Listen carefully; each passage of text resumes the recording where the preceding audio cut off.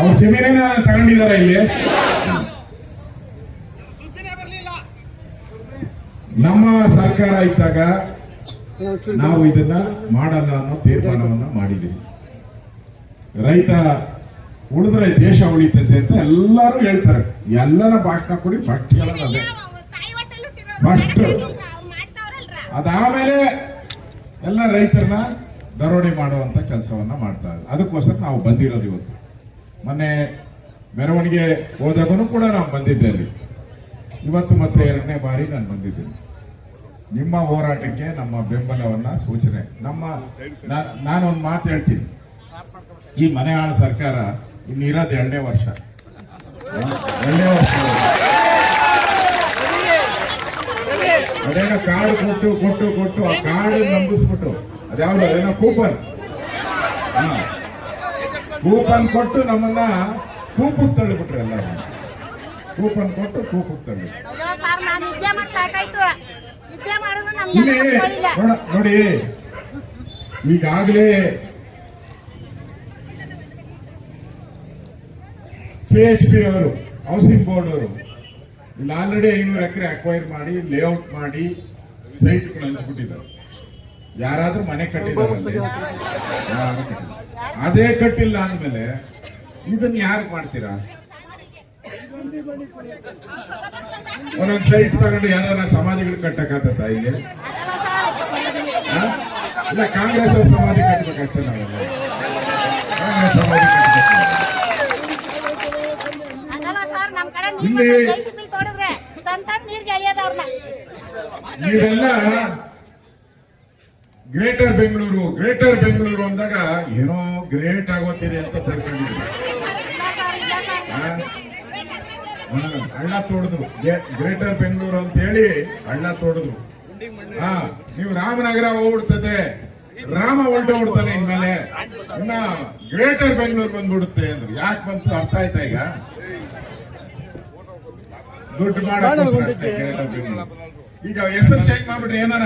ಈಗ ನೀವೆಲ್ಲ ಇದ್ದೀರಲ್ಲ ಅಮ್ಮ, ನೀವೆಲ್ಲ ಇದ್ದೀರಾ, ದಿನ ಅದೇ ರಾಗಿ ಮುದ್ದೆ ತಿಂತಾ ಇದ್ದೀರಾ. ಗ್ರೇಟರ್ ಬೆಂಗಳೂರು ಆದ್ಮೇಲೆ ನೀವು ಇದೆಲ್ಲ ಪಿಸ್ತಾ ತಿನ್ಬೇಕಲ್ಲ ನೀವು, ಬರ್ಗರು ಪಿಸ್ತಾ. ಮತ್ತೆ ಗ್ರೇಟರ್ ಬೆಂಗಳೂರು ಏನ್ ಬೇಕಮ್ಮ ನಿಮ್ಗೆ? ಅಲ್ಲಿರೋರೆಲ್ಲ ಆಗ ತಿನ್ನೋರು ಅದೇ ಅಲ್ವಾ? ಅದನ್ನ ಅರ್ಥ ಮಾಡ್ಕೊಳ್ಳಿ. ಗ್ರೇಟರ್ ಬೆಂಗಳೂರು ಅಂತ ಬುರ್ಡೆ ಧರ್ಮಸ್ಥಳದಾಗ ಬುರ್ಡೆ ಬಿಡ್ತಾವ್ರಲ್ಲ, ಹಂಗ ಬುರ್ಡೆ ಬಿಡಕ್ಕೆ ತಂದಿದ್ದೀವಿ ಗ್ರೇಟರ್ ಬೆಂಗಳೂರು. ಇದರಿಂದ ಗ್ರೇಟರ್ ಬೆಂಗಳೂರಿಂದ ಏನು ಉದ್ಧಾರ ಆಗಲ್ಲ. ನಮ್ಮ ಜಮೀನು ನಮ್ಮಲ್ಲಿ ಉಳಿದ್ರೆ ಮಾತ್ರ. ಈಗ ಒಂದು ಮಾತನ್ನ ಹೇಳ್ತೀನಿ ನಾವು. ನಮ್ಮ ಡಾಕ್ಟರ್ ಮಂಜುನಾಥ್ ಅವರು ಬರ್ತಾ ಇದ್ದಾರೆ, ಲೋಕಸಭಾ ಅವರು ರಾಜಭವನದಲ್ಲಿ ಯಾವುದೋ ಒಂದು ರಾಜ್ಯಪಾಲರನ್ನ ಭೇಟಿ ಮಾಡಿ ಮಾತಾಡ್ಬೇಕಾಯ್ತು. ಅದಕ್ಕೆ ಲೇಟ್ ಆಯ್ತು. ಇಲ್ಲಾಂದ್ರೆ ಅವರು ಕೂಡ ನಮ್ಮ ಜೊತೆನೆ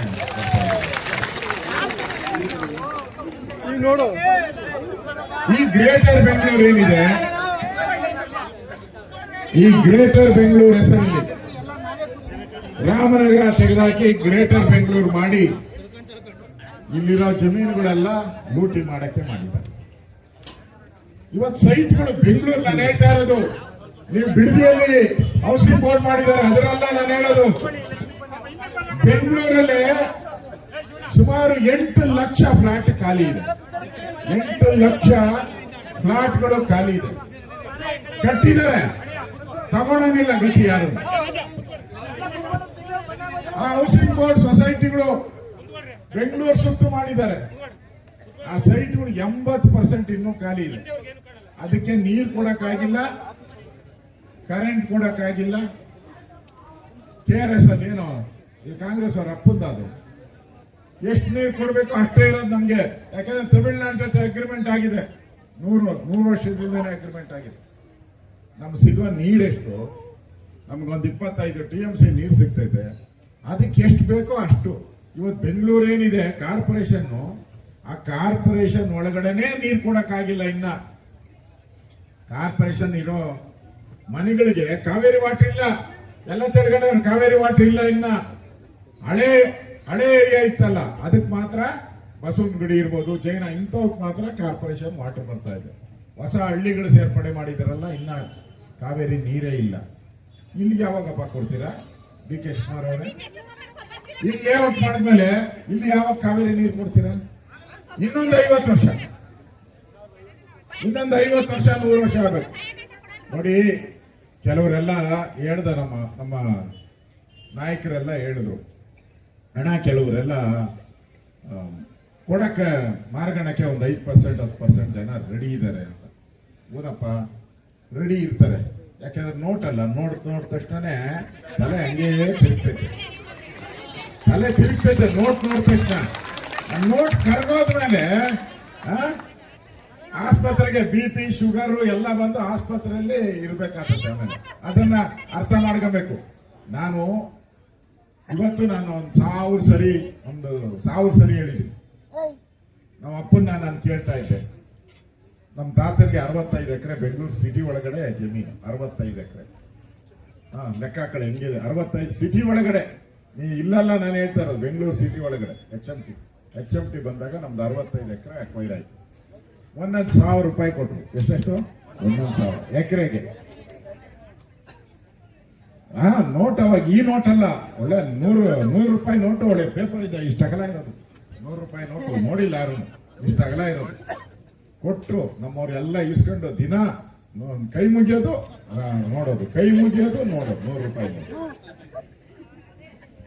ಏನು ನಮ್ಮ ಮನೆಗೆ ನಮ್ಮಪ್ಪ ಹೇಳ್ತಾ ಇದ್ರು, ಇರೋ ಬರೋ ನೆಂಟ್ರುಗಳು ಯಾರ್ಯಾರು ನೋಡೇ ಇಲ್ಲ, ಎಲ್ಲ ನೆಂಟ್ರುಗಳು ದಿನ ಅಕ್ಕ ಕೋಳಿ ಕುಯ್ಯಿ, ಅಕ್ಕ ಮರಿತತ್ತ, ಅಕ್ಕ ಕೋಳಿ ಕುಯ್ಯಿ, ಅಕ್ಕ ಮರಿತತ್ತ. ಆಮೇಲೆ ಅಣ್ಣ ಕೊಟ್ಬಿಡ್ತೀನಿ ಅಣ್ಣ, ಮದುವೆ ಮಾಡ್ಬೇಕು, ಸಾಲ ಏನೋ ನಿನ್ನ ಹೆಸರು ಹೇಳ್ಕೊಂಡು ಮದುವೆ ಮಾಡ್ತೀನಿ, ತಗೊಳ ಗೊತ್ತಲ್ಲ ಅವಾಗ ಊರು ಗೌಡ್ರು, ತಗೊಳ ನಿನ್ಗೊಂದು. ಆಮೇಲೆ ಒಂದು ಮನೆ ಕಟ್ಕೊಂಡ್ರು, 150 ಅಡಿಗೆ 150 ಅಡಿ. ನಮ್ಮ ಜಾಲಹಳ್ಳಿಯಲ್ಲಿ ನಮ್ಮ ಮನೆ ಕಟ್ಟಿದ್ರಿ, ಒಂದು ಮನೆ, ಹೆಂಚಿನ ಮನೆ, ಡಬಲ್ ಫ್ಲೋರ್. ಆಮೇಲೆ 2 ವರ್ಷ ಆದ್ಮೇಲೆ ಕಬೋರ್ಡ್ ತೆಗಿತೀರಿ, ಒಂದು ನಯಾ ಪೈಸೆ ಇದೆ, ಒಂದು ನಯಾ ಪೈಸೆ. ಕಾಸು ಇಸ್ಕೊಂಡವರು ಒಬ್ರು ಪತ್ತೆನೇ ಇಲ್ಲ, ಮರಿ ತಿಂದವರು ಒಬ್ರು ಇಲ್ಲ, ಕೋಳಿ ತಿಂದವರು ಒಬ್ರು ಇಲ್ಲ. ಯಾವ ಸ್ಥಿತಿಗೆ ಬಂದ್ರಿ ಅಂದ್ರೆ ಊಟಕ್ಕೂ ಕಷ್ಟ ಆಗೋ ಸ್ಥಿತಿಗೆ ಬಂದ್ಬಿಟ್ರಿ ನಾವು. ನಿಮಗೂ ಹಂಗೆ ಬರೋದು. ನಿಮ್ ದುಡ್ಡು ಬಂದ ತಕ್ಷಣ ಒಳ್ಳೆ ಮನೆ ಕಟ್ತೀರಾ. ಕಾರು ಅಣ್ಣ, ನಿಮ್ ಮಗ ಹೇಳ್ತಾನೆ, ಅಣ್ಣ ಒಳ್ಳೆ ಕಾರ್ ಬಂದೈತೆ ಶೋರೂಮ್ ಅಲ್ಲಿ, ಆಡಿ ಕಾರು ತಂದ್ಬಿಡೋಣ, ಅವನ ಪಕ್ಕದ ಮನೆ ನೋಡೋಣ. ನನ್ನ ಮನೆ ಅವನು ಹುಡುಗ ನಮ್ಮ ಸಮಾನಕ್ಕೊಂದು ಕಾರ್ ನಾವು ತಗೋ, ಅವ್ನು ತಗೊಂಡ ಇವನ್ ತಗೋ ಮದುವೆ ಮಾಡು, ಖಾಲಿ ಆಗೋತದೆ. 2 ವರ್ಷಕ್ಕೆ ದುಡ್ಡು ಇರೋಲ್ಲ. ನಿಮ್ದು ದುಡ್ಡು 2 ವರ್ಷ. ಈ ಆಸ್ತಿ ಎಲ್ಲಿಂದ ಬಂತು ನಿಮ್ಗೆ? ನಿಮ್ಮ ಅಪ್ಪನಿಂದ ಬಂತು. ನಿಮ್ಮಪ್ಪ 50 ವರ್ಷ ದುಡಿಮೆ ಮಾಡಿದ್ರು, 50 ವರ್ಷ ಅವ್ರಿಗೆ ಎಲ್ಲಿಂದ ಬಂತು? ಅವ್ರ ಅಪ್ಪನಿಂದ ಬಂತು. ಅವ್ರ 50 ವರ್ಷ ಬೆವರು ಸೂರಿಸಿದ್ದಾರೆ. ಆ ಬೆವರು 106 ವರ್ಷ ಬೆವರು ಸೂರಿಸಿರುವಂತ ಮಣ್ಣನ್ನ ನಿಮ್ 2 ವರ್ಷದಲ್ಲಿ ಈ ಕಾಂಗ್ರೆಸ್ ಅವ್ರು ಬಂದು ನೀರೊಳಗೆ ಹಾಕ್ತಾರೆ. ಅದನ್ನ ಯೋಚನೆ ಮಾಡಿ. ಕೆಲವ್ರಿಗೆ ಏನೋ ಆಸೆ, ದುಡ್ಡು ಬಂದ್ಬಿಡ್ತತೆ, ಏನ್ ಉಳಿಯಲ್ಲ. ನಾನು ಹೇಳಿದ್ದೀನಿ, ಇದುವರೆಗೂ ನಮ್ಮ ರಾಜ್ಯದಲ್ಲಿ ಯಾರ್ಯಾರು ಅಕ್ವಿಜೇಷನ್ ಆಗಿದೆಯೋ 5% ಜನ ಮಾತ್ರ, 95% ಜನ ಎಲ್ಲ ಪ್ರಾಪರ್ ಆಗಿ ಇವತ್ತು ಗಾರ್ಮೆಂಟ್ಗಳಲ್ಲಿ ವಾಚ್ಮ್ಯಾನ್ ಕೆಲಸ ಮಾಡ್ತಾರೆ. ನೀವು ವಾಚ್ಮ್ಯಾನ್ ಹಾಕಿರಲ್ಲಿ, ನಿಮ್ಮ ಮಕ್ಕಳು ವಾಚ್ಮ್ಯಾನ್ ಆಗಿ ನಿಂತ್ಕೋಬೇಕು. ನಿಮ್ಮ ಹೆಣ್ಮಕ್ಳು ಗಾರ್ಮೆಂಟ್, ಇಲ್ಲೇ ಗಾರ್ಮೆಂಟ್ ಫ್ಯಾಕ್ಟ್ರಿ ಕಟ್ಟಿದ್ರೆ ಗಾರ್ಮೆಂಟ್ ಅಲ್ಲಿ ಹೋಗಿ ನಿಂತ್ಕೋಬೇಕು. ಆ ಪರಿಸ್ಥಿತಿ ಬರ್ತದೆ ಇವತ್ತು. ಮರ್ಯಾದೆ, ನಮ್ಮ ಮನೆಯಲ್ಲಿ ಅನ್ನ ಇದೆಯೋ ಗಂಜಿ ಇದೆಯೋ ಗೊತ್ತಿಲ್ಲ, ನಮ್ಮ ಹೊಲದಲ್ಲಿ ಹೋಗಿ ಬೆಳೆದು ನಾವು ಯಜಮಾನ್ರು ಅಂತ ಹೇಳಿ ಮನೆ ಒಳಗಡೆ ಬರ್ತೀವಿ. ನಾವು ಭಿಕ್ಷಕರಾಗೋ ಹೋಗ್ತೀರಿ ನಾವು. ಇದೇನಾರ ಆದ್ರೆ ಅದು ಇದು ಯಾವುದೋ ಫಲವತ್ತಾಗಿಲ್ಲ ಅಂದ್ರೆ ಏನಾನ ಮಾಡ್ಕೊಂಡ್ಲಿ. ಇವಾಗ ಯಾವುದೋ ಒಂದು ರೋಡ್ ಬೇಕು ಬಿಡೋಣ, ಯಾಕಂದ್ರೆ ಕೋಟ್ಯಾಂತರ ಜನ ಓಡಾಡ್ತಾರೆ. ಒಂದು ರೈಲ್ವೆ ಟ್ರ್ಯಾಕ್ ಬರ್ತದೆ, ಕೋಟ್ಯಾಂತರ ಜನ ಓಡಾಡ್ತಾರೆ. ನಾವು ಓಡಾಡ್ತೀರಿ, ನಾವು ಅದೇ ರೋಡಲ್ಲಿ ಓಡಾಡ್ತೀರಿ, ಅದೇ ಟ್ರೈನಲ್ಲಿ ಓಡ್ತಾ ಇರ್ತೀರಿ. ಅದಲ್ಲ ಇದು. ಯಾರಿಗೋ ಸೈಟು, ನಮಗೇನ್ ಬರ್ತೈತೆ ಸೈಟ್ ಕೊಟ್ರೆ? ಇವಾಗ ಸೈಟ್ ಖಾಲಿ ಹೊಡಿತಾವಲ್ಲ, ಬೆಂಗಳೂರಲ್ಲೇ ಲಕ್ಷಾಂತರ ಸೈಟ್ ಕಟ್ತೀರ, ಹಂಗೆ ಬಿದ್ದಾವೆ. ಎಲ್ಲ ರಿಯಲ್ ಎಸ್ಟೇಟ್ ಬೆಲೆ ಮಾರ್ಗಂತಾರೆ ಅಷ್ಟೇ, ಯಾರನ್ನು ಕಟ್ಕೊಳಲ್ಲ. ಲೆಕ್ಕ ಇಲ್ಲ ಸೈಟ್ಗಳು ಎಳೆದು ಹಗ್ಗ ಹಿಡಿಯೋದು, ಈ ನೀರು ಸೇದು ಹಗ್ಗ ಐತಲ್ಲ